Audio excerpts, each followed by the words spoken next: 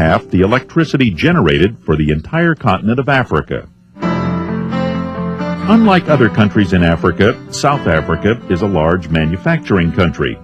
It produces and exports much of its steel products, clothing and textiles, food, beverages, and tobacco.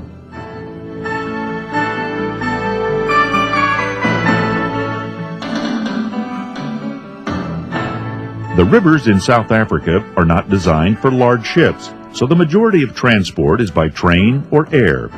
Roads inland from major ports also help to transport the goods. South Africa's long coastline has few natural harbors, but close to its shores are some of the richest fishing areas in the world.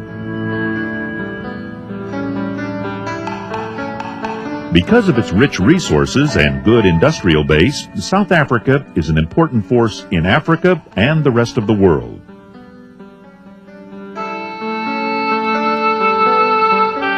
In 1961, after 150 years of colonial rule, South Africa gained independence from Britain. But what led to the historic election in 1994 and all the subsequent changes?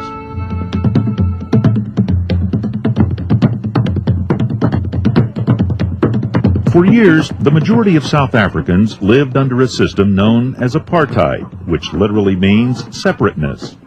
By the apartheid laws, anyone who was not white was considered a second-class citizen with few basic human rights.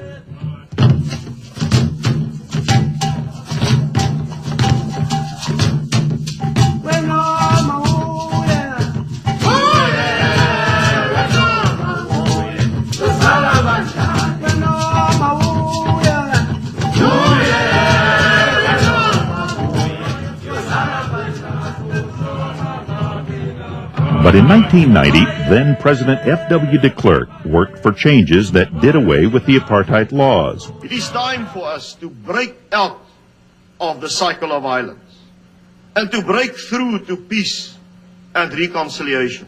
The government has taken a firm decision to release Mr. Mandela unconditionally. This finally brought about a national election that included every South African in a new South Africa. On May 4, 1994, the orange, white, and blue flag that had been South Africa's since 1928 finally came down. It was replaced by a new six-color flag that symbolizes the blood, the sky, the gold, and all the peoples in South Africa.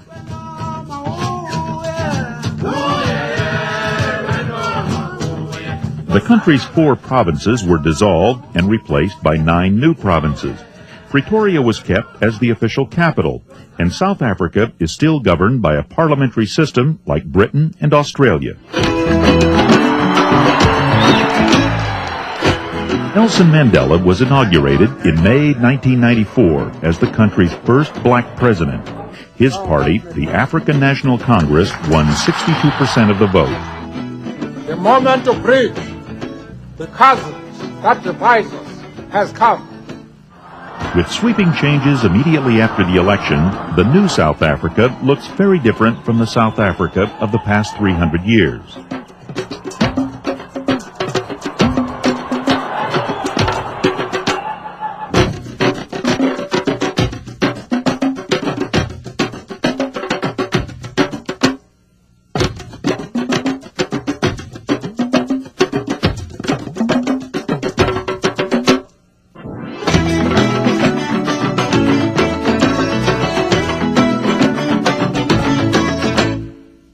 From the wild lands of the northern reserves to the unbroken coastline, South Africa is a country as diverse in landscapes as in people and resources.